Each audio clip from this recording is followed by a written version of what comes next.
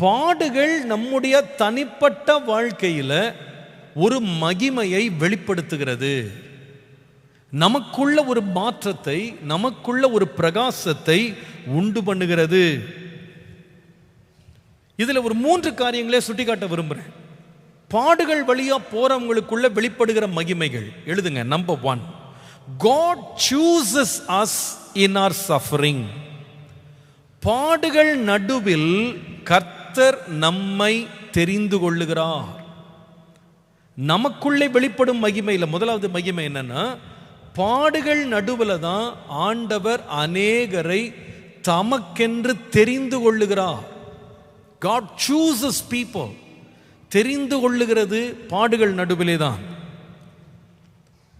ஏசாயா 48:10, இதோ உன்னை புடமிட்டேன், ஆனால் வெள்ளியைப் போல அல்ல, உபத்திரவத்தின் குகையிலே உன்னை தெரிந்து கொண்டேன்.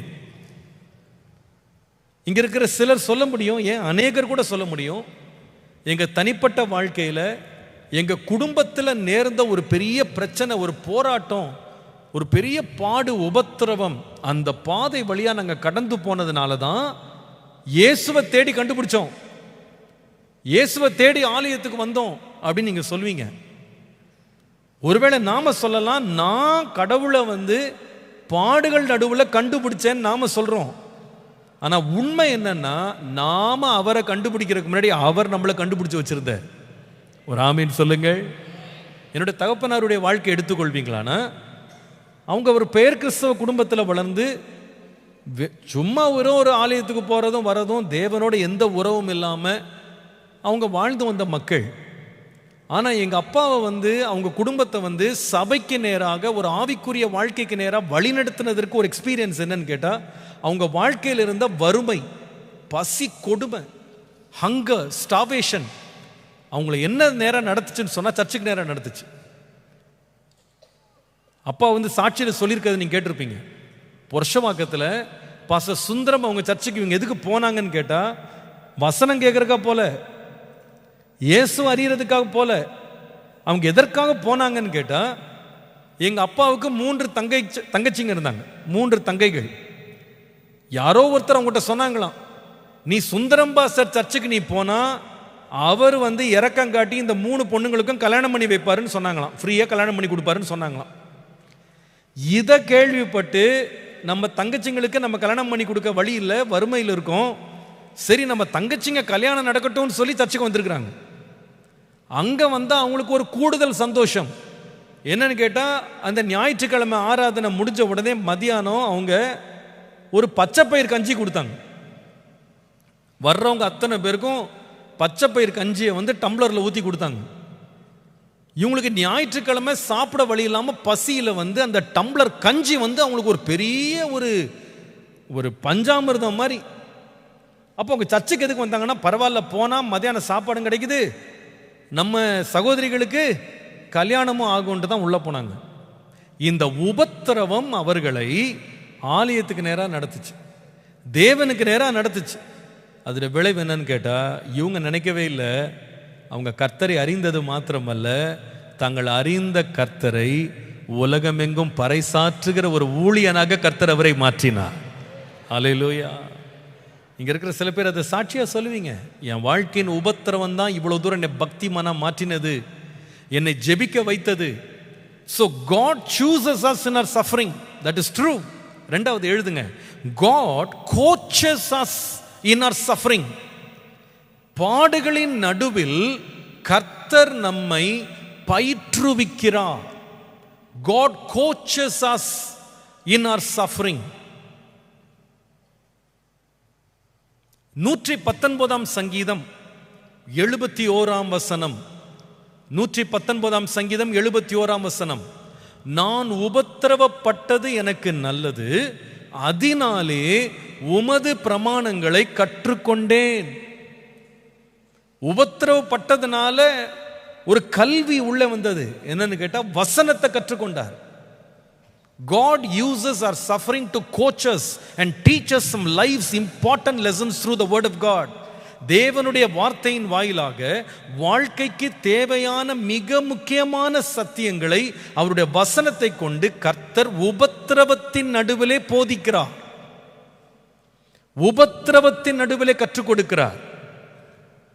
எத்தனையோ பேர் உங்க வாழ்க்கையில ஒரு வசனத்தின் அர்த்தத்தை நீங்க கன்கார்டன்ஸ்ல பார்த்து கண்டுபிடிக்கல, ஒரு கமெண்ட்ரி பார்த்து நீங்க கண்டுபிடிக்கல, வாழ்க்கையில அனுபவிச்சு தான் கத்துக்கிட்டீங்க. இந்த வசனம் எவ்வளவு என் லைஃப்ல உண்மை உள்ளது, இந்த வசனம் எவ்வளவு எனக்கும் இந்த வசனத்துக்கு சம்பந்தம் இருக்குன்னு கண்டுபிடிச்சது எங்கன்னு கேட்டா உபத்திரவத்துல தான். The word felt so real to me. இந்த வசனம் எனக்கு உண்மை உள்ளதாக வெளிப்பட்டது, என் வாழ்க்கைக்கு சம்பந்தம் உள்ளதாக வெளிப்பட்டது. எப்படின்னா உபத்திரவத்தின் வழியா. God coaches us, trains us. மூன்றாவது எழுதுங்க, God cleanses us while we go through suffering. பாடுகளின் நடுவில் கர்த்தர் நம்மை சுத்திகரிக்கிறார். பாடுகளின் நடுவில் கர்த்தர் நம்மை சுத்திகரிக்கிறார். God cleanses us in our suffering. 2 கொரிந்தியர் 12ஆம் அதிகாரம் 7 முதல் 9 வசனங்களை வாசிக்கும் போது அப்போஸ்தலனாகிய பவுல் அங்கே ஒரு சம்பவத்தை சொல்லுகிறார். கருத்தை மாத்திரம் சொல்லுகிறேன். அவர் சொல்லுகிறார், என்னுடைய மாம்சத்தில் ஒரு முள் கொடுக்கப்பட்டிருக்கு, சாத்தான் குட்டுகிற தூதனாக இருக்கிறது, அது என்னை விட்டு விலக வேண்டும் என்று 3 முறை நான் ஜெபம் பண்ணேன், ஆனால் அது விலகல. ஆனால் ஆண்டவர் அது நான் கேட்ட ஜெபத்திற்கு எப்படி பதில் கொடுத்தார் என்றால், என் கிருபை உனக்கு போதும், உன் பலவீனத்திலே என் பலன் பூரணமாய் விளங்கும் தான் பதில் சொன்னார். வேற எதையுமே அவர் பேச மாட்டேன்னு சொல்லிட்டாருன்னு சொல்லி அந்த பவுல் சொல்லுகிறார். ஆனால் அவர் சொல்லுகிறாரு, இந்த முள் எனக்கு கொடுக்கப்பட்டதுனால ஒரு நன்மை வந்துச்சு. என்ன நன்மைனா, எனக்கு வெளிப்படுத்தப்பட்டவைகளை குறித்த மேட்டிமை என்கிட்ட இல்லாதபடி எனக்கு எழும்புற ஒரு சின்ன பெருமை, a little bit of pride கூட ஆண்டவர் கொடுத்த முள்ள ஆண்டவர் வாஷ் அவுட் பண்ணிட்டார். கொஞ்சம் பெருமை கூட தனக்குள்ள இல்லாதபடி முழுவதுமா வாஷ் அவுட் ஆனது. எதனாலன்னு கேட்டா வந்த பிரச்சனை. எத்தனை பேர் இங்க நீங்க சொல்ல முடியும், இந்த பாடு வழியா, இந்த பிரச்சனை வழியா, இந்த போராட்டம் வழியா, இந்த உபத்திரம் வழியா நான் போனதுக்கு அப்புறம் I come out very clean. இந்த ஆசிட் எப்படி ஒரு பாத்ரூம் ஃப்ளோருடைய கரைகள் எல்லாம் எல்லாத்தையும் மொத்தமாக கழுவி எடுத்து சுத்தம் பண்ணிருமோ, அதை போல சில வேளையில் the fire of suffering அநேகருடைய வாழ்க்கையில் இருந்த அழுக்குகளை, தீங்குகளை எல்லாம் மொத்தமாக கழுவி எடுத்திருக்கு. நம்முடைய வாழ்க்கையில் இருக்கிற ஜென்ம சுபாவங்கள், பெருமைகள், நமக்கு இருக்கிற கசப்புகள், நமக்கு இருக்கிற வைராக்கியங்கள் எல்லாத்தையுமே ஆண்டவருடைய பெரிய தயவுனால இந்த பாடுகள் வழியா கடந்து போன பிறகு ஏன் ஆவிக்குரிய பெருமையிலிருந்து கூட விடுதலை ஆயிருக்கும். கர்த்தர் நம்மை சுத்திகரிப்பதற்கு இந்த பாடுகளை தேவன் பயன்படுத்தினார். அப்போ இந்த பாடுகளால் நமக்குள்ளே வெளிப்படுற முதலாவது மகிமை என்னன்னு கேட்டா, அது நம்முடைய தனிப்பட்ட வாழ்வில் அது என்ன செய்தது, ஒரு மகிமையை உண்டாக்கினது. என்னுடைய தனிப்பட்ட வாழ்க்கையில ஒரு மகிமை உண்டானது. ஆண்டவரே, நீர் எனக்குள்ள நீங்க உண்டாக்கின மகிமைக்காக உமக்கு நன்றின்னு சொல்ல. What is the first glory that reveals in suffering? பாடுகள் நடுவிலே வெளிப்படும் முதலாவது மகிமை என்னவென்றால், நம்முடைய தனிப்பட்ட வாழ்க்கையில் உண்டாகும் மாற்றங்கள். இரண்டாவது எழுதுவோம், our sufferings reveal the glory among people. பாடுகள் வெளிப்படுத்தும் இரண்டாவது மகிமை நம்மை சுற்றி இருக்கும் ஜனங்கள் மத்தியில், ஜனங்கள் நடுவில் நம்முடைய பாடுகள் வழியாக வெளிப்படும் மகிமை பிரகாசிக்கிறது. நம்முடைய பாடுகள் ஜனங்கள் நடுவில் ஒரு மகிமையை பிரகாசிக்க பண்ணுகிறது. பிலிப்பியருக்கு எழுதின நிருபம் 1ஆம் அதிகாரம் 12-14 வசனங்களை பாருங்க. பிலிப்பியர் 1:12-14 ரொம்ப அருமையான வசனங்கள். அவர் சொல்லுகிறார், சகோதரரே, எனக்கு சம்பவித்தவைகள் சுவிசேஷம் பிரபல்யமாகும்படி ஏதுவாயிற்றென்று நீங்கள் அறிய மனதாயிருக்கிறேன். உங்களுக்கு தெரியும், பிலிப்பியருக்கு எழுதின நிருபம் சிறைச்சாலைக்குள்ள இருந்து அப்போஸ்தலனாகிய பவுல் எழுதினார். அவர் சொல்றார், என் வாழ்க்கையில நான் அனுபவிச்ச ஒவ்வொரு பாடும், எனக்கு வந்த பிரச்சனைகள் சுவிசேஷம் பரம்புறதற்கு ஏதுவாக ஆண்டவர் மாற்றினார் என்று சொல்லிட்டு தொடர்ந்து எழுதுறாரு. அரண்மனை எங்கும் உள்ளவர்களுக்கும் மற்ற யாவருக்கும் என் கட்டுகள் கிறிஸ்துவுக்குள்ளான கட்டுகள் என்று வெளியரங்கமானது. திரும்ப சொல்லுகிறேன், இது எப்படி பாருங்க, இந்த கட்டுகள், இந்த பாடுகள் என்ன செஞ்சதுன்னா, அரண்மனையில் உள்ளவர்கள் மற்ற யாவருக்கும் நான் கிறிஸ்துவுக்காக தான் கட்டப்பட்டிருக்கிறேன்னு வெளியரங்கமாச்சு. கொஞ்சம் யோசித்து பாருங்க. அப்போஸ்தலனாகிய பவுல் சிறைச்சாலையில் இருக்கிறாரு. அவர் அடிக்கிறதுக்கு உத்தரவு பிறப்பிக்கப்படுகிறது. அவர் சித்திரவதை செய்யப்படணும்னு உத்தரவு வருது. அது அரண்மனையில் இருக்கிற அதிகாரிகள் கேட்குறாங்க, இவர் என்ன தப்பு பண்ணாரு, என்ன இவருடைய மிஸ்டேக், என்ன, வாட் இஸ் திஸ் கிரைம், இவரை சிறைச்சாலை அடைச்சு வைக்கிறதுக்கு என்ன தவறு செய்தார்னு கேட்டால் அங்கே உள்ள சொல்கிறாங்க. அவர்கிட்ட கேட்கலாம், அவர்கிட்ட போய் கேட்டால் எதுக்குப்பா நீ உள்ளே உட்காந்துருக்கேன்னு கேட்டால் அவர் சொல்லுவார், நான் யாரையும் கொலை பண்ணி உள்ள உட்காரல, யாருடைய பணத்தையும் திருடி நான் உள்ள உட்காரல, எந்த பொருள் சேதம் பண்ணலை, தேச துரோகம் பண்ணலை. எதற்காக நான் அந்த சிறைச்சாலையில் உட்கார்ந்துருக்கிறேன் அப்படின்னா, இயேசு கிறிஸ்துவை பற்றி அறிவித்தேன், அதனால உள்ள உட்காந்துருக்கேன். அவங்க உடனே கேட்பாங்க, அப்போ அந்த இயேசு யாருங்க, பூசா இருக்கு, அவர் எந்த நாட்டு ராஜா? இப்படி கேட்ட உடனே அவர் என்ன பண்றாருன்னா, அந்த சந்தர்ப்பத்தை பயன்படுத்தி அரண்மனையில் உள்ளவர்கள், அங்க இருக்கிற ரோம பிரஜைகள், இயேசுவை அறியாதவர்கள்ட்ட இயேசு எப்படி இந்த உலகத்துக்கு வந்தார், எப்படி பாடு சகித்தார், எப்படி மரித்தார், உயிரோடு எழுந்தார், அந்த இயேசு எப்படி தன்னை தமஸ்குவுக்கு போகிற வழியிலே சந்தித்தார், எப்படி இயேசுவை துன்பப்படுத்தி கொண்டிருந்த அவன் இப்பொழுது இயேசுவின் சுவிசேஷத்தை எடுத்து உலகமெங்கும் பிரசங்கிக்கிறான். இதெல்லாம் சொல்றதுக்கு என்ன வாய்ப்பா மாறிடுச்சுன்னு அவர் சொல்றாருன்னா, நான் பட்ட பாடுதான். நான் கஷ்டப்படாமலே சுத்தி பார்த்தா யாருமே என்கிட்ட கேள்வி கேட்டிருக்க மாட்டாங்க. ஆனா இந்த பாடுகள் வழியாக, உபத்திரவத்தின் வழியாக போகும்போது, it gave me an opportunity to evangelize. சமீபத்தில் ஒரு சகோதரியை சந்தித்தேன். அவங்க ஒரு விபத்துக்குள்ள சிக்கி 2 மாதம் அவங்க ஆஸ்பத்திரியில் இருந்தாங்க. ரொம்ப பரிதாப நிலை. அவங்களுக்கு கிட்டத்தட்ட 9 ஆபரேஷன் செய்யப்பட்டது. 75 வயது அவங்களுக்கு. 9 ஆபரேஷன் பண்ணாங்க. அவங்களுக்கு 2 மாதம் உள்ள இருந்து மரிச்சிட்டாங்க. ஆனால் அவருடைய மரணத்துக்கு பின்பாக அவர்களை குறித்த சாட்சி என்னை ரொம்ப தொட்டது. அந்த 2 மாதம் அந்த ஆஸ்பத்திரியில் உட்காந்துட்டு இந்த அம்மா படுக்க ஐசியூ வெளியே எப்படியே மாறி மாறி அந்த அம்மா ரொம்ப பாடுபட்டாங்க.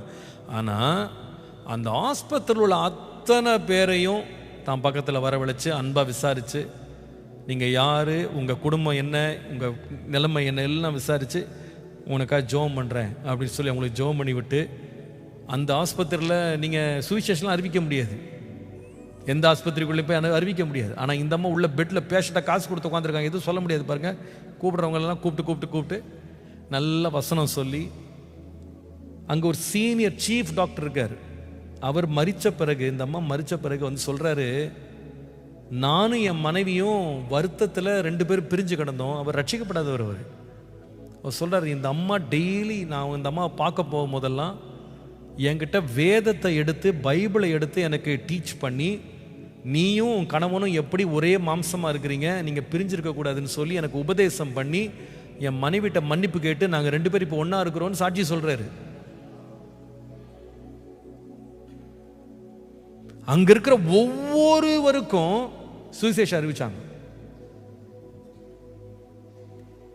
நம்முடைய வாழ்க்கையில் சில பேர் நமக்கே புரியல, ஏன் சில பாடுகள் வழியா போறோன்னு. ஆனா அந்த இடத்துல தேவன் நம் மூலமாய் அநேக மக்களுக்கு முன்பாக ஒரு மகிமையை விளங்க பண்ண விரும்புகிறார். நம்முடைய வாழ்க்கையில் நாம் பட்ட பாடுகள் வழியாக நம்ம சொல்ற சாட்சி அநேகருடைய உள்ளத்தை தூண்டி எழுப்பும். கடந்த வாரம் சிறைச்சாலையில் இருக்கிற மக்களுக்காக ஒரு கூட்டத்தை வச்சிருந்தோம். 70 பேர்கிட்ட வந்திருந்தாங்க. அதுல சில பேர் முன்னாள் கைதிகள், சில பேர் வந்து கைதிகளுடைய குடும்பங்கள், இன்னும் அவங்க ஜெயிலில் இருக்கிறாங்க, அவங்களுடைய குடும்பங்கள் வந்திருந்தாங்க. அதில் ஒருவர் ஊழியக்காரராக வந்திருந்தார். அவருடைய சாட்சி என்னை ரொம்ப தொட்டது. அவர் பல ஆண்டுகளுக்கு முன்பாக குடும்பத்தில் ஒரு பிரச்சனை நடந்தது. அந்த பிரச்சனையில் அந்த ஏதோ சொத்து தகராறு நினைக்கிறேன், ஏதோ ஒரு பிரச்சனை நடந்தது. பிரச்சனையின் முடிவில் ஒரு குறிப்பிட்ட நபர் வந்து இறந்து போயிட்டார். அவர் கொலை செய்யப்பட்டதாக பழி சுமத்தப்பட்டு, இவர் வந்து 26 வயது தான் இவருக்கு. அப்போ 26 வயதில் கொண்டு போய் ஜெயிலில் போட்டாங்க, புழல் ஜெயிலில். 15 ஆண்டுகள் ஆயுள் தண்டனை கொடுக்கப்பட்டது. 15 இயர்ஸ் உள்ள உட்காந்துட்டார். இவர் அங்கே வந்து அவர் ரட்சிக்கப்படலை. இவர் ஒரு தேவனை அறியாத மனுஷன். நிறைய கெட்ட பழக்கங்கள் அவருக்கு இருந்தது. திருமணமாகி அவருக்கு 3 வயதில் ஒரு குழந்தை இருந்தது. அந்த நேரம் ஜெயிலுக்குள்ளே போயிட்டார். அவர் சொல்கிறாரு, ஒரு பைத்தியம் போல உள்ள வாழ்ந்தேன். தாடி வளர்த்து முடி வளர்த்து என்னை பார்க்கவே எல்லாம் பயப்படுவாங்க, அப்படி இருப்பேன். எனக்கு வந்து இந்த குடி அந்த பழக்கம்லாம் இருந்துச்சு, அதெல்லாம் உள்ளே கிடைக்காது. உள்ளே கிடைச்சது வந்து வெறும் பீடி மட்டும் தான் கொடுத்தாங்க. பீடி தான் காசு கொடுத்து வாங்க முடிஞ்சது. அந்த பீடியை பிடிப்பேன், பிடிச்சிட்டு அப்படியே ஒரு வாரத்தில் படுத்து கிடப்பேன். அதுக்கப்புறமா அழுதுகிட்டே இருப்பேன், நாளெல்லாம் அழுவேன். என்னை கொண்டு உள்ளே அப்படி வச்சுட்டாங்க. என் மனைவிக்கு என் பிள்ளைக்கு என்ன ஆச்சோ தெரியலையேன்னு வெளியே வர முடியல. அது கொண்டு வர்றதுக்கு பணம் கிடையாது. இதனால் இவர் உள்ளே மாட்டிக்கிட்டார். இவர் இப்படி படுத்து அழுதுகிட்டே இருக்கும்போது அங்கே உள்ள வந்து 5 சகோதரர்கள் கைதிகளாக இருந்தவங்க, அவங்களும் வந்து உள்ளே இருந்தவங்க. டெய்லி என்ன பண்ணுவாங்களாம், ஒன்றா சேர்ந்து முட்டி போட்டு ஜோம் பண்ணுவாங்களாம். அவங்களும் ஏதோ ஒரு பொய் கேஸில் வந்து உள்ளே போட்டு கொஞ்சம் மாதங்கள் கொஞ்சம் வருஷங்கள் சில பேர்லாம் இருந்திருக்கிறாங்க. இந்த மனுஷன் இப்படி பீடி பிடிச்சி இப்படி பரிதாப கோலத்தில் இந்த மனுஷன் படுத்து கிடக்கிறத பார்த்த உடனே அவங்க போய் இவர்கிட்ட போய், ஏன்பா இப்படி படுத்திருக்கேன்னு சொல்லி அவரை விசாரித்து இவர் தன்னுடைய மனக்கவலையை சொல்ல, அவங்க எங்களோட வந்து நீ ஜெபம் பண்ணுறியா அப்படின்னு கேட்டு இவரை கூட ரொம்ப கட்டாயப்படுத்தி ஜெபிக்க உட்கார வச்சுருக்காங்க. இவருக்கு அதிலலாம் இன்ட்ரெஸ்ட் இல்லை. இவருக்கு இவனுங்க வேறு வேலை இல்லை, நம்மளுக்கு அப்படி தொல்லையாக நினச்சிருக்காரு. அதுக்கப்புறம் ஒரு பைபிளை கொடுத்துருக்காங்க. அவர்கிட்ட கொடுத்து, நீ வந்து டெய்லி ஒரே ஒரு வசனமோ 2 வசனம் நீ வாசித்துட்டு படுத்துக்கோ. இது வந்து ஜீவனுள்ள வசனம், இது ஜீவனுள்ள வார்த்தை, கடவுள் உன்னோட பேசுவார்னு சொல்லியிருக்காங்க. இவர் கொஞ்ச நாள் அப்படியே இந்த பைபிளை தலைமாட்டுக்களை வச்சுக்கிட்டு தூங்கிட்டே இருப்பாராம். அவர் வந்து எதுவும் படிக்க மாட்டார். ஒரு நாள் ரொம்ப முடியாமல் போன நேரத்தில் சரி இவனுங்க கொடுத்ததை வாசித்து பார்ப்போம்னு சொல்லி வாசித்து பார்த்துருக்காரு. என்னமோ அவருக்குள்ள ஒரு அசைவு வந்தது. தொடர்ந்து வாசிக்க ஆரம்பிச்சார். அந்த பைபிளை தொடர்ந்து வாசிக்க ஆரம்பிச்சார். 15 ஆண்டுகள் கடந்தது. 15 ஆண்டுல இந்த மனுஷன் ரட்சிக்கப்பட்டு ஜெயிலை விட்டு வெளியே வரும்போது ஊழியக்காரனா வெளியே வந்தார். இன்றைக்கு அவர் ஊழியம் செய்கிறார். இன்றைக்கு அந்த கைதிகள் நடுவில் ஊழியம் செய்கிறார். வெளியே வரும்போது அவருடைய பொண்ணுக்கு 18 வயசு. வீட்டுக்கு வந்தா யாரும் ரட்சிக்கப்படலை, யாருக்குமே தெரியாது, ஆண்டவரை பற்றி தெரியாது. ஆனா கர்த்தர் இவர் மூலமா கொடுத்த சுவிசேஷத்துல மனைவி, பிள்ளை, சொந்தங்கள் எல்லாம் ரட்சிக்கப்பட்டு எல்லாருமே இன்றைக்கு ஆண்டவருடைய ஊழியம் செய்கிறாங்களாம். அந்த சாட்சி என்னை ரொம்ப தொட்டது. அப்போ நான் யோசித்தேன், அந்த 5 சகோதரர் ஆண்டவர் உள்ள கொண்டு போனது எதுக்குன்னா, இவங்க பட்ட பாடு மூலமாக மகிமை ஒருவன் மேல் பிரகாசிக்க வேண்டும். நம்முடைய வாழ்க்கையில் வரும் பாடுகள் ஜனங்கள் நடுவில் மகிமையை உண்டாக்கும். அதுக்கு தான் ஆண்டவர் வச்சிருக்கிறார். யோசேப்பு சொன்னா, நீங்க எல்லாம் எனக்கு தீமை செய்ய நினைச்சீங்க, இன்றைக்கோ நீங்கள் பார்க்கிற வண்ணமாய் தேவன் அதை நன்மையாக முடிய பண்ணினா. நீங்க என்ன சிறையில கொண்டு அடைச்சு வச்சீங்க, ஆனா இன்றைக்கு நீங்க பார்க்கிறது போல அநேகருக்கு ஜீவ ரட்சனை உண்டு பண்ணும்படி தேவன் என்னை எழுப்பினார். அன்றைக்கு அந்த யோசேப்பு மாத்திரம் அந்த சிறைச்சாலைக்குள்ள போய் அவன் கையும் காலும் விலங்கு போட்டு கட்டப்பட்டு அவன் இரும்பில் அவன் ஆத்துமா அடைக்கப்படவில்லை என்றால், இவன் மூலமாய் வெளிப்பட்ட மகிமையில அந்த எகிப்து தேசம் ஜீவனோடு தப்பிச்சிருக்காது, மரிச்ச போயிருக்கும் பஞ்சத்துல. ஆனா அவங்க தப்பி பிழைச்சாங்க. பிரியமானவர்களே, நம்முடைய பாடுகளுடைய மேன்மை நமக்கு தெரியாம இருக்கலாம், ஆனா கர்த்தர் அதை நன்மையாக மாற்ற வல்லவர். அப்போஸ்தலர் நடபடிகள் 16ஆம் அதிகாரம், போன வாரம் கூட இதை பற்றி நம்ம கொஞ்சம் பேசணும். 16ஆம் அதிகாரத்தில் வேதம் சொல்லுகிறது, அப்போஸ்தலனாகிய பவுலும் சீலாவும் ஜெபம் பண்ணுகிற இடத்திற்கு போய் வரும்பொழுது அங்கே குறி சொல்லுகிற ஏவுதலின் ஆவி உள்ள ஒரு பெண் இவங்களுக்கு தொந்தரவு கொடுத்து கொண்டே இருக்கிறார்.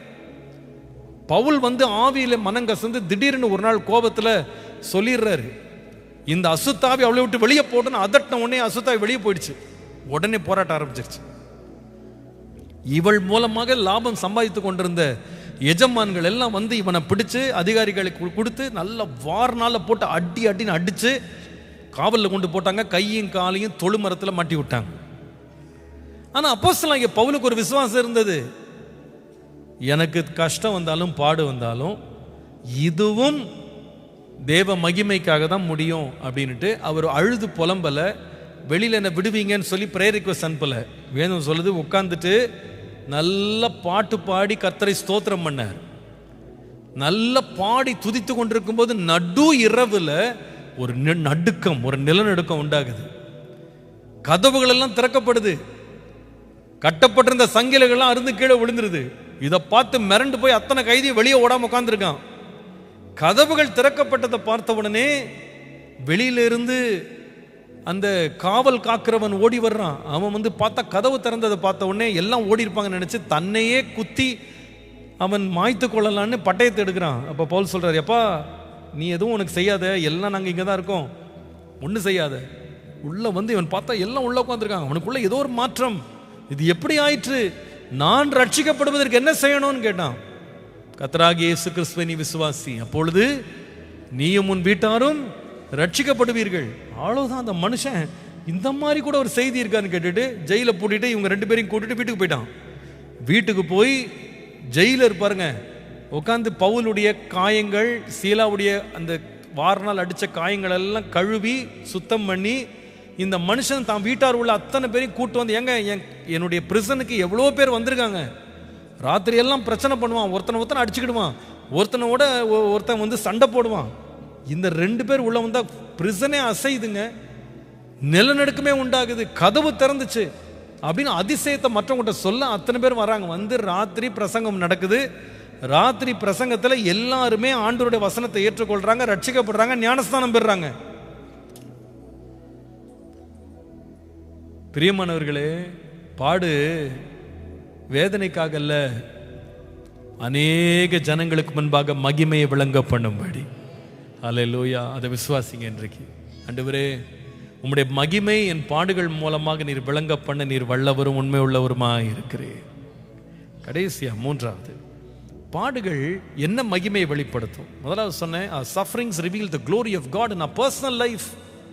நம்முடைய தனிப்பட்ட வாழ்க்கையிலே மாற்றங்களை உண்டாக்கி மகிமை விளங்க பண்ணுகிறது பாடுகள். இரண்டாவது, our sufferings reveal the glory among the people. ஜனங்கள் நடுவில் நம்முடைய பாடுகள் வழியாய் மகிமை வெளிப்படும். கடைசியாக எழுதுங்க, our sufferings reveal the glory in the presence of God. நம்முடைய பாடுகள் வெளிப்படுத்தும் 3வது மகிமை தேவனுடைய பிரசன்னத்தில். தேவனுடைய பிரசன்னத்தில். அப்போஸ்தலர் நடபடிகள் 14ஆம் அதிகாரம் 22ஆம் வசனம் கடைசி பகுதி, நாம் அநேக உபத்திரவங்களின் வழியாய் தேவனுடைய ராஜ்யத்தில் பிரவேசிக்க வேண்டும் என்று சொன்னார்கள்.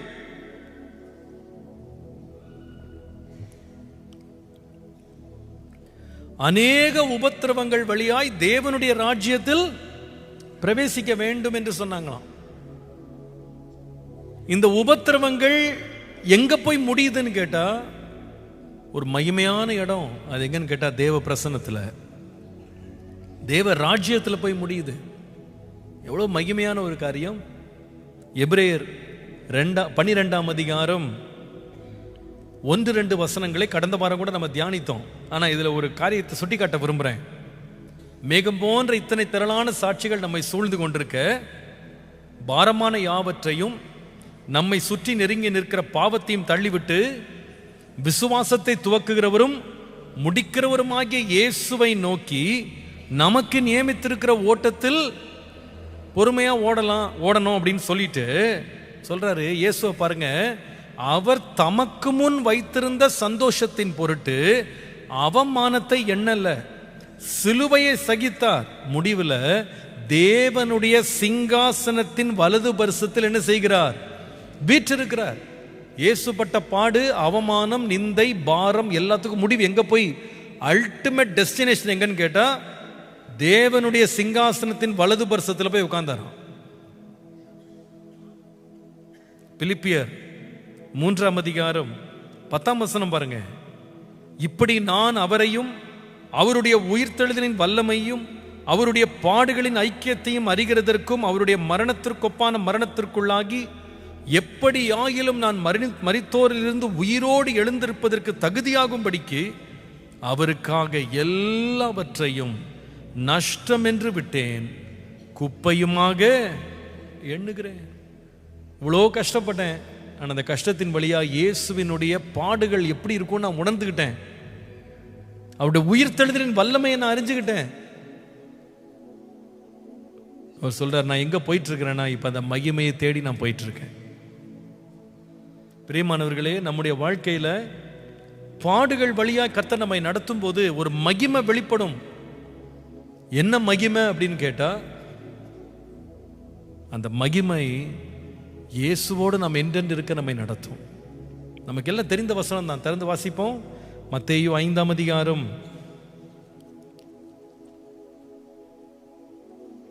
11-12 பாருங்க. Matthew chapter 5 verse 11 and 12. என் நிமித்தம் உங்களை நிந்தித்து துன்பப்படுத்தி பலவித தீமையான மொழிகளையும் உங்கள் பேரில் பொய்யாய் சொல்வார்களானால் பாக்கியவான்களா இருப்பீங்க. சந்தோஷப்பட்டு களிகூருங்கள், பரலோகத்தில் உங்கள் பலன் மிகுதியாயிருக்கும். உங்களுக்கு முன்னிருந்த தீர்க்கதரிசிகளையும் அப்படியே. அல்லேலூயா. நாம் நினைக்கிறோம் இந்த பாடுகளால் நம்ம எல்லாரும் ஒடிஞ்சிட்டோம், நொறுங்கிட்டோம், நம்ம பலவீனப்பட்டுட்டோம், ஒன்றும் இல்லாமல் போயிட்டோம்னு நினைக்கிறோம். இல்லை, கிறிஸ்துவின் நிமித்தம் நீங்கள் படுற பாடுகள், நீங்கள் அனுபவிக்கிற உபத்திரவங்கள், இதனுடைய முடிவுரை, இதனுடைய கல்மினேஷன் எங்கே இருக்குன்னு கேட்டால் பரலோகத்தில், இந்த உலகத்தில் இல்லை. சில பேருக்கு பாடுகளுடைய முடிவு இங்கே இல்லை. ஏன்னா நீங்கள் நம்ம என்ன நினைக்கிறோன்னா, பாடுகளுக்கு ஃபினிஷ் லைன் வந்து உலகத்தில் இருக்குன்னு நினைக்கிறோம். ஃபினிஷ் லைன் இங்கே இல்லை. ஃபினிஷ் லைன் எங்கே இருக்குன்னா இந்த ஓட்டத்துக்கு தேவ பிரசன்னத்தில் இருக்கு. ஒரு முறை ஒரு தேவனுடைய ஊழியர் ஆப்பிரிக்கா தேசத்தில் போய் பல ஆண்டுகள் தன்னுடைய ஜீவனை தியாகம் செய்து அங்கே போய் பல ஆண்டுகள் ஊழியம் செய்தார். குடும்பத்தை விட்டு எல்லாத்தையும் விட்டுட்டு ஊழியம் செய்தார். அவர் ரொம்ப வயதாகி விட்டது, சரீரம் ரொம்ப பலவீனம் அடைஞ்சிருச்சு, நடக்கக்கூட முடியலை. அப்போ அவர் தன்னுடைய சொந்த நாட்டுக்கு திரும்பி போயிடலான்னு சொல்லி அமெரிக்காவுக்கு திரும்ப வந்தார். தன்னுடைய சொந்த ஊருக்கு திரும்ப வந்தார். ஒரு கப்பலில் ஏறி பயணமாகி வந்தார். அவருடைய ஆர்கனைசேஷன் சொல்லியிருந்தார், நான் வருவேன், நான் வந்து இந்த நாளில் வந்து நான் இறங்குறேன்னு சொல்லியிருந்தார். ஐ வில் ரீச் அமெரிக்கான்னு சொல்லியிருந்தார். அப்போ இவர் அந்த குறிப்பிட்ட இடத்துல அந்த கப்பல் வந்து கரை சேரப்போது, அந்த கரை சேர்ற இடத்துல வந்து இவர் வந்து கரை வரும்போது இவர் வேகமாக போய் அந்த கப்பலுடைய மேல் தட்டில் நின்று தன்னை வரவேற்கிறதுக்கு யாராவது வந்திருக்காங்களா அப்படின்னு சொல்லி அவர் என்ன பண்ணார்னா பார்க்கறதுக்காக அவர் வந்து நின்னார். வந்து நின்னா அந்த அந்த துறைமுகம் முழுவதும், அந்த என்டையர் பிளேஸ் ஜனங்களால் நிறைந்திருந்தது. எல்லாரும் அப்படியே கையசைக்கிறாங்க. இவருக்கு சந்தோஷம் தாங்க முடியல. 40 வருஷத்துக்கு மேலே நம்ம போய் ஆப்பிரிக்கா காடுகளில் பாலைவனங்களில் போய் வேலை செஞ்சு ஊழியம் செஞ்சதுக்கு இத்தனாயிரம் பேர் நம்மளை வரவேற்க வந்திருக்காங்களேன்னு ஒரே சந்தோஷம் ஆயிட்டு கப்பல் நின்ன உடனே மடமடன் தன்னுடைய பேக்கெல்லாம் எடுத்துட்டு, லக்கேஜ் எடுத்துட்டு கீழே இறங்கினார். இறங்கி சிரிச்சுக்கிட்டே வந்தார், எல்லாரும் தன்னை வரவேற்க வந்திருக்காங்கன்னு. ஆனால் வரவேற்க வந்த ஆட்கள் ஒருத்தர் கூட தன்னை பார்த்து சிரிக்கலை, தன்னை யாருமே பார்க்கல. எல்லாருமே அந்த கப்பலே பார்த்துட்டு இருந்தாங்களாம், அந்த கப்பல் எப்படி இருக்குன்னு. இவருக்கு ஒன்றுமே புரியலை, என்ன நம்மளை பார்க்க வந்தாங்கன்னு நினச்சா இவங்க கப்பலே பார்த்துட்டு இருக்காங்க. அப்போ தான் இவர் திரும்பி பார்த்தா கண்டுபிடிச்சாரு, அந்த கப்பலில் அமெரிக்க ஜனாதிபதி வந்து கொண்டிருந்தார். அதே கப்பலில் இவருக்கு தெரியலை. இந்த அமெரிக்க ஜனாதிபதி ஹாலிடேஸ்க்காக அவர் வந்து ஆப்பிரிக்கா வந்திருக்காரு. அங்கே போயிட்டு அந்த வில்டர்னஸில் வேட்டையாடி அவர் கேமில் என்ஜாய் பண்ணிட்டு நல்ல ஜாலியாக இருந்துட்டு ரிலாக்ஸ் பண்ணிட்டு திரும்ப வர்றாரு. இவரை வரவேற்கிறதுக்கு அவருடைய ஃபேன்ஸ் எல்லாம் வரவேற்க உட்காந்துருக்காங்க. இதை பார்த்த உடனே உள்ள உடைஞ்சு போனார். நான் 40 வருஷத்துக்கு மேலே உயிரை கொடுத்து நான் ஊழியம் செஞ்சு நான் இவ்வளோ பாடுபட்டு வந்து இறங்கி இருக்கிறேன், என்னை வரவேற்க ஒரு மனுஷன் கூட இல்லை. நல்ல இளைப்பாரி நல்லா சாப்பிட்டு சந்தோஷமாக சுற்றி வந்தவனுக்கு இவ்வளோ பெரிய வரவேற்பு இருக்கே ஆண்டவரே அப்படின்னு சொல்லி அழுதாராம். அப்போ கர்த்தர் அவர்கிட்ட பேசினாராம், எப்பா இந்த இடம் உங்கள் ஜனாதிபதியுடைய ராஜ்யம், அதை தேடுறதுக்கு அதை வரவேற்க அவங்க வந்தாங்க. உன்னுடைய ராஜ்யம் இங்கே இல்லை, உன் ராஜ்யம் பரலோகத்தில் இருக்கு. நீ அந்த கரைக்கு வரும்போது உன்னை வரவேற்க நிறைய பேர் காத்திருப்பாங்க. நம்முடைய பாடுகள் இனிமேல் வெளிப்பட போகும் மகிமைக்கு ஒப்பிடத்தக்கவைகள் அல்ல. இன்னைக்கு ஒரு சிலர் சில பிரச்சனைகள் வழியா கடந்து போயிட்டு கண்ணீர் வடிக்கிறீங்க. இதுக்கு என்ன விடிவு? இதுக்கு என்ன முடிவு? இது எப்படி நடக்கும், எப்படி முடியும் யோசிக்கிறீங்க. உங்களுக்கு அன்பா சொல்றேன், ஒரு நாள் வரும், இயேசு நமக்காக வருவார், அல்லது நாம் அவரை ஒரு நாள் சந்திப்போம். அன்றைக்கு இவ்வளோ பெரிய மகிமை எனக்கு ஆயத்தம் பண்ணி வச்சிருக்கீங்களா ஆண்டவரே அப்படின்னு நம்ம ஆச்சரியப்படும். நம்முடைய கண்ணீரை எல்லாம் துருத்தியில சேர்த்து வைத்து நாம பட்ட பாடுகள் ஒவ்வொன்றுக்கும் ஆண்டவர் பரிசளிப்பார். நம்முடைய துக்கம் சந்தோஷமாய் மாறும். சில மாதங்களுக்கு முன்பாக நினைக்கிறேன், முதல் முறையாக இந்தியன் விமென்ஸ் கிரிக்கெட் டீம், மகளிர் அணி, கிரிக்கெட் அணி உலக கோப்பையை வென்றாங்க இல்லையா? பெரிய சாதனை அது. அந்த கஷ்டப்பட்டு ஓடி இவங்க உழைச்சு அவங்க விளையாடி கடைசியில் அவங்க ஃபோட்டோவை பார்த்தீங்களா எப்படி இருந்தாங்கன்னு? எல்லாரும் வேர்த்து விறுவிறுக்க, தலையெல்லாம் கலைஞ்சு, ஆள் எக்ஸாஸ்டடாக டயர்டாக நிற்கிறாங்க கப்பை தூக்கும் போது. ஆனால் இந்த பாடுதெல்லாம் முடிச்சுட்டு ஒரு நாள் இந்திய அரசாங்கம் அவர்களுக்கு வரவேற்பை கொடுத்தது. அது எத்தனை பேர் பார்த்தீங்களோ தெரில. அவங்கள எல்லாரையும் ஒரு சொகுசு பஸ்ஸில் ஏற்றி பெரிய ஒரு பவனி போல நேராக பிரைம் மினிஸ்டருடைய வீட்டுக்கு வாசலில் கூட நிறுத்தினாங்க. நிறுத்தினா அங்கே உள்ள பிரைம் மினிஸ்டர் அவர்களை வரவேற்கிறார், அவர்களுக்கு பதக்கங்களை கொடுக்குறாரு, கேஷ் பிரைஸ் கொடுக்குறாரு, அவரோட ஃபோட்டோ எடுக்கிறாரு. அவருடைய ஃபோட்டோ உலகமெல்லாம் பிரபலமாகிறது. அவளுக்கு ராஜ உணவு கொடுக்கப்படுகிறது, ராஜ மரியாதை கொடுக்கப்படுகிறது. யாருக்கு தெரியுமா? எத்தனையோ வருஷமா கஷ்டப்பட்டு பாடுபட்டு உழைச்சு பிரயாசப்பட்டு பயிற்சி எடுத்து நின்னாங்க பாருங்க, அந்த கரையில் ராஜ மரியாதை. நம்ம வாழ்க்கைக்கு ஒரு முடிவு இருக்கு. நாம படுற ஒவ்வொரு பாடுகளுக்கும் நீதியாய் சரி கட்டுகிற ஒரு தேவன் இருக்கிறா. ஹல்லேலூயா. ஆண்டவர் சொல்லுகிறாரு, தீர்க்கதரிசிகளை கூட அப்படிதான் பாடுபடுத்தினாங்க, ஆனா சந்தோஷப்பட்டு களி கூறுங்க, பரலோகத்தில் உங்கள் பலன் மிகுதியா இருக்கும். இக்காலத்து பாடுகள் இனி நம்மிடத்தில் வெளிப்படும் மகிமைக்கு ஒப்பிடத்தக்கவைகள் அல்ல. என்ன மகிமை வெளிப்படும்? முதலாவது, our sufferings will reveal the glory in our personal life. நம்முடைய தனிப்பட்ட வாழ்க்கையில் மாற்றங்களை இந்த பாடுகள் உண்டாக்கி மகிமையாக நம்மை பிரகாசிக்க வைக்கும். Our sufferings will reveal the glory among the people around us. நம்மை சுற்றி இருக்கிற ஜனங்கள் நடுவே நம்முடைய பாடுகள் மகிமையை விளங்க பண்ணி நம்மை பிரகாசிக்க வைக்கும். Our sufferings will reveal the glory in the presence of Jesus. இயேசுவின் பிரசன்னத்தில் நம்முடைய பாடுகள் நித்திய மகிமையை நமக்காக வெளிப்படுத்தி தேவனுக்கு முன்பாக பிரகாசிக்க பண்ணும். ஆண்டவரே, அந்த மகிமை என்னிலே வெளிப்படும்படி, உம்முடைய பிரகாசம் என்னிலே காணப்படுவதற்கு கர்த்தாவே, இந்த பாடுகளின் வழியாய் பொறுமையோடு சகித்து செல்ல கிருபை தாரும் என்று கேட்போம். கர்த்தர் நமக்கு உதவி செய்வாராக. ஹல்லேலூயா.